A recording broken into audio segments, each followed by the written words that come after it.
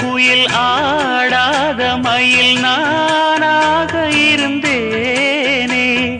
பூவோடு வரும் காற்றாக என நீ சேர தெளிந்தேனே.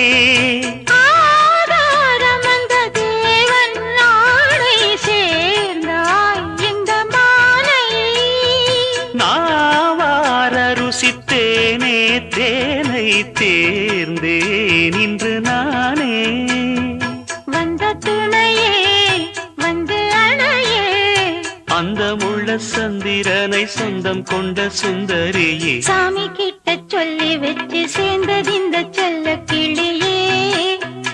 இந்த பூமியுள்ள காலம் மட்டும் வாழும் இந்த அன்பு கதையே.